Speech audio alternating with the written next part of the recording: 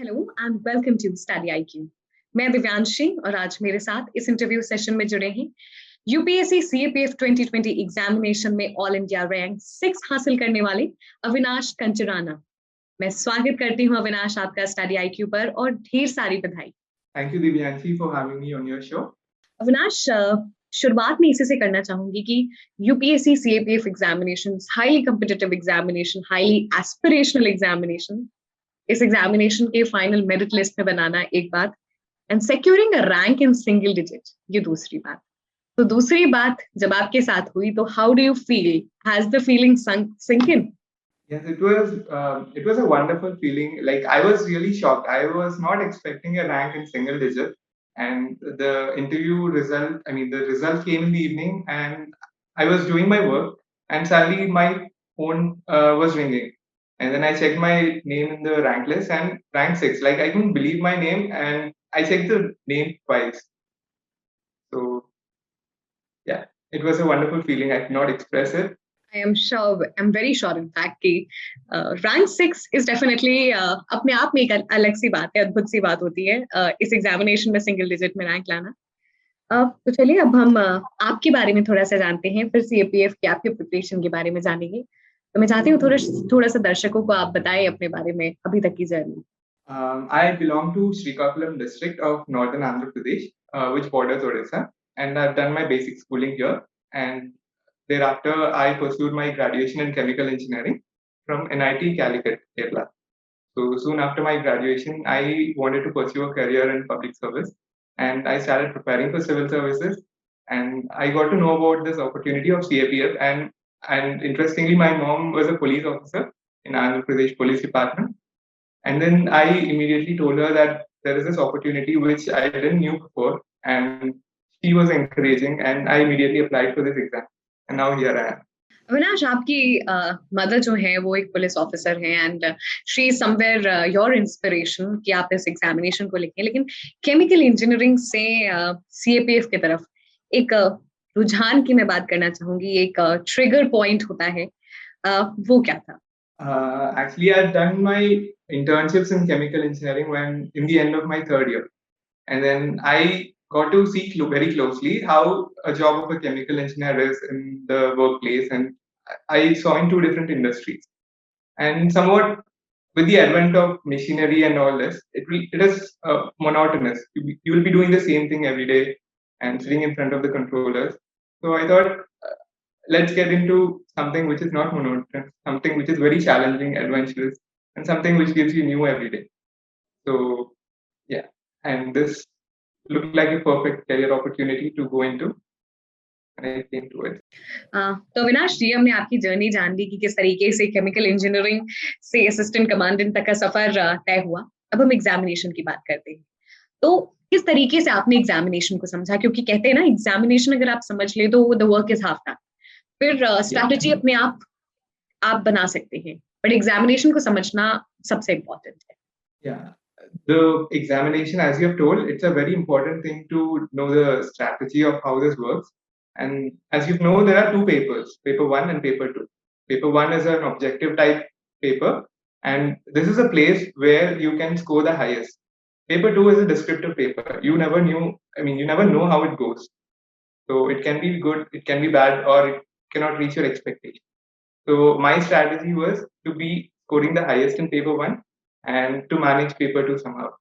And this is what happened actually. In fact, in the exam, I did not find time to finish my paper 2 off. And I actually left 40 marks incomplete in my paper 2. So my paper 2 score was just 95.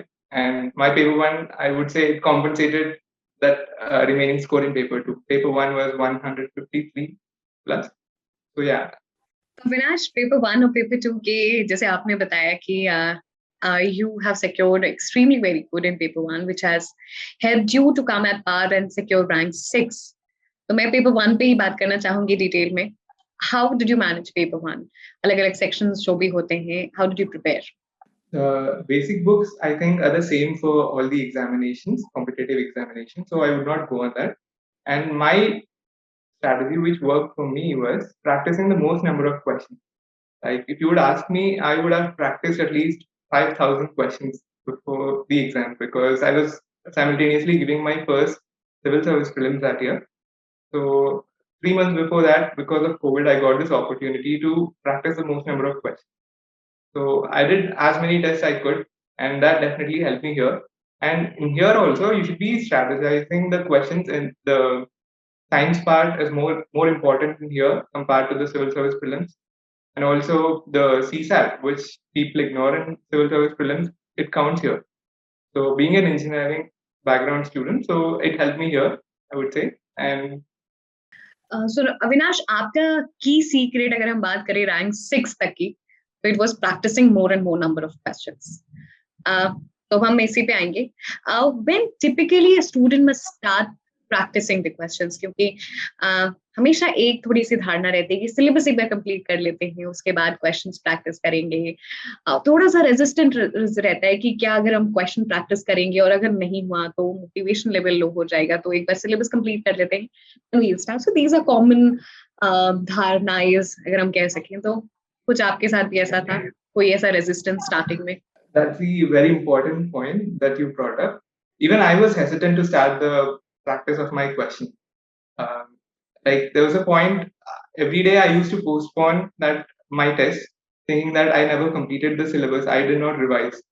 And the thing which helped me was, like, I started practicing questions every day, 50 questions. And I would plan in such a way that my study schedule does not match with the test which I'm giving. So if I'm studying some polity, I would give a test of economy. And if I'm studying history, I would give some geography. So in this way, you'd be able to manage. Like, it won't be the thing that you read right now and you gave the test and you got high marks. So this is a strategy which helped. And there was a senior of mine who told me that this could work. And I tried and it really worked. And I hope this will be useful for other aspirants as well. I'm sure this is going to be very useful. कहते हैं intelligent गेसिंग, तो ये जो intelligent गेसिंग के लिए जो इंटेलिजेंस डेवलप करने तक का जो सफर है, उसको आपने कैसे तय किया? बहुत जरूरी है, क्योंकि क्वेश्चंस में आपको 50% ही आप श्योर हो सकते हैं, 50% तो आपको इंटेलिजेंट गेसिंग से ही करने होते हैं. तो फिर से मैं वही रिपीट करूंगी कि इंटेलिजेंस को कैसे डेवलप करना है इंटेलिजेंट गेसिंग के लिए. Nowadays, it has become a game of skill, like I would say. You should be there are a lot of questions which you do not know, and if you leave those questions, and you won't be in the list. So there has to be some amount of risk, and that has to be calculated risk. So this is where practice comes in. And when I was saying I was practicing MCQs, I was not just practicing them. I used to write down and analyze the patterns after my test. So I used to outline my average accuracy in each test. So my average accuracy was just 70%. So I know that to score this level of marks with 70% accuracy, how many questions should I attempt? So that is what I attempted in the main exam. And I attempted around 113 questions out of 125. And the same accuracy worked out, 70% correct something. So I think it is important that a candidate knows his strength. There are people who score with very high accuracy. Whatever they put it correctly. That comes only with that knowing comes only with practice. So yeah, there is some amount of risk involved. You should not leave that risk. You should take that risk, but with calculative strategy. Avinash, हम paper 1 की ही बात करें तो मैं paper 1 पे ही थोड़ा सा और बात करना चाहूंगी. जब एग्जामिनेशन के लिए आप बहुत सारी प्रिपरेशन कर सकते हैं, लेकिन एग्जामिनेशन का माइंडसेट बहुत जरूरी है. वो माइंडसेट किस तरीके से डेवलप करना है कि आप अपना 100% दें when you are in the examination. और definitely practice is an important factor, but examination देना भी एक स्किल है. तो वो स्किल किस तरीके से पूरी जर्नी में आपको अपने मेंटली आपको स्ट्रांग बनना है, अगर आप उस पर बता सके. UPSC preparation is a very long journey, not a single day in and single day out. So motivating yourself through the whole year, it's a very big task. And as you know, everyone experiences cycles of ups and downs. It goes on. But the thing is, you have to maximize your ups and minimize your downs. That is the only strategy that one should work. And whenever one feels low, it's okay if they study just 2 hours or 3 hours per day in their low time. But in their peak time, they should be able to prioritize time and never waste time. And it is a very good thing if that peak time coincides just 3 months before the exam. So, yeah. Avinash, paper 1 की तो हमने बात काफी detail में कर ली है, मैं interview पे आना चाहूंगी। आपका इंटरव्यू एक्सपीरियंस कैसा था and were you confident enough after your interview कि you are making to the list? Interview experience was a whole different experience. When I went into the UPSC hall for the first time, and then the place was amazing, the people were amazing, and then the only shock that I received on the first thing was mine was a last interview, last for the day. So I had to wait all the 3 hours. You know, everyone would be nervous after entering that room, and I had to bear that nervousness for 3 hours. So I was telling myself to be calm, to be composed. And I remember I had 3 coffees, 2 sandwiches, and I was waiting for my turn. I was reading the newspaper. All this happened. And finally, when my turn came, the person who went in front of me, like he was taking a lot of time. So I was, like, it's already 4:35, and you know, the building closes by 5 o'clock.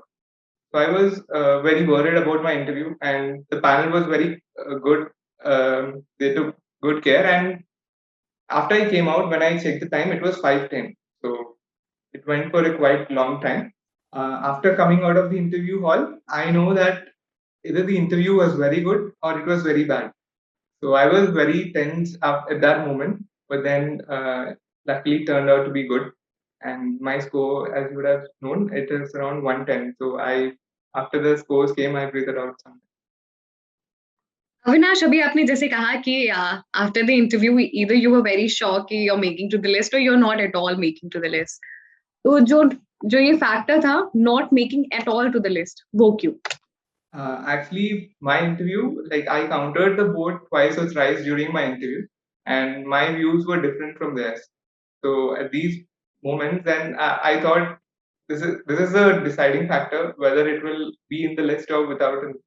Avinash, अभी आपने बताया कि you countered board 2 to 3 times। हमने कई बार पहले भी सुना है कि one must not counter the board, very politely accept their opinion and say that you will work upon it, or very politely say keep your opinion. What is it countering the board? Definitely there is no as such set pattern which you can define कि हाँ इस तरीके अगर ऐसा situation आए तो आप कैसे act करो, but still आपके opinion, आपके experience से what do you think? अगर ऐसा कुछ सिचुएशन आता है, you're not agreeing to board's perspective, क्या करना चाहिए?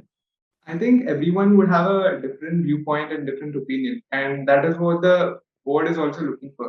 The only thing is you should be confident enough and you should be polite enough in saying your divergent opinion. You should also respect their opinion while giving your thing. Mainly, there was a point where in my interview I was asked about insurgencies in Northeast, and from there it went. The board member asked about the differentiation between insurgents and terrorists. So I gave him the explanation, and immediately his reaction was like he asked me whether Naxalites were terrorists. So I was shocked for a moment, and I was thinking whether they are terrorists or not. And I gave my stand, sir. I think they are not terrorists. We could say they are extremists inside our hinterland, but we could not compare them technically to terrorists. So the board member asked me, "Do you think Naxals who attacked CRPF, to see so many deaths of CRPF in Naxal corridor? So even after that much terror, you don't think Naxalites are terrorists?" So I respected his opinion. I told him, "Sir, what you've told is exactly correct. But I think defining them as terrorists is more problematic than accepting them as extremists." I told them they're also they're part of India, they're citizens of India, but they have become that due to certain reasons.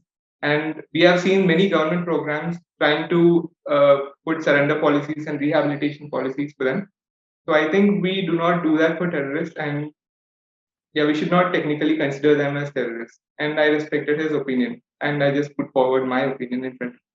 Avinash, very well defined the situation, क्योंकि बहुत सारी चीजें एक candidate के मन में होती हैं when they are in front of the interview board. तो आई एम श्योर आपका एक्सपीरियंस विल ऐड वैल्यू अगर वो इंटरव्यू बोर्ड के सामने जाते हैं। अविनाश, ऐसा कोई वाक्या जो आप इंटरव्यू से आपको हमेशा याद रहेगा, because UPSC interview in itself is it's an achievement. तो ऐसा कोई चीज जो आप हमेशा याद रखने वाले हैं? I think at a point when the interview is going a little bit tense, a member asked me, like, one of my hobby was watching web series. So she asked me, "What kind of web series do you watch?" So I told action, drama, and she asked me to tell two web series which I watched recently. So then I told about Squid Game and Patal Lok on Amazon Prime. And remember, she saw Squid Game recently. So that was a very light moment. And around 3 to 4 minutes of interview went on Squid Game. Why, what? And finally, she asked me, what did you learn from watching that?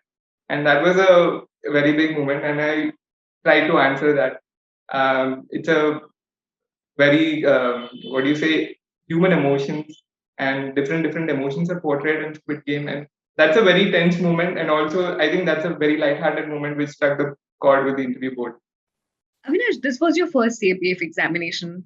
अगर मैं आपसे आपकी इस journey को अगर आप पीछे मुड़ के देखते हैं तो ऐसी 3 चीजें just helped you to get into the first attempt and secure a rank 6. I would say the motivation from parents, friends, and the inner self motivation. That is the main factor which comes here. And second is a lot of practice. And third is guidance from materials and institutes like StudyIQ. I've been using your channel also. I've been following StudyIQ for the last 1 year in my free time, and that Naxalism question, I answered it from one of the videos which I saw here. Avinash, how StudyIQ has been part of your journey? StudyIQ has been my journey in the last 1 year. In my free time, I used to refer to the current affairs topics provided by StudyIQ, and even the internal security videos which were uploaded on StudyIQ's channel. They helped me a lot. I learned about Northeast insurgencies and Naxalism while I was eating lunch. So it was definitely very helpful in preparing myself. As I told you, there was a question about Naxalism in my interview, and I fondly remember reading about Samadhan strategy by the government of India on StudyIQ channel. So I referred to this strategy in my interview, and also told when I gave my divergent opinion, I told about this. Avinash, we are very glad कि हम आपकी success story का हिस्सा बन सके, and thank you so much for coming here and sharing your experience. Because अब जब journey में रहते हैं अगर किसी का mentorship मिल जाती है तो it really helps. And Avinash, I'm sure आज इस interview के through you're mentoring a lot of people watching this video and preparing for the CAPF examination. So thank you so much, Avinash. The entire team wishes you good health, good luck. Thank you, ma'am, for this platform to come here and share my strategy.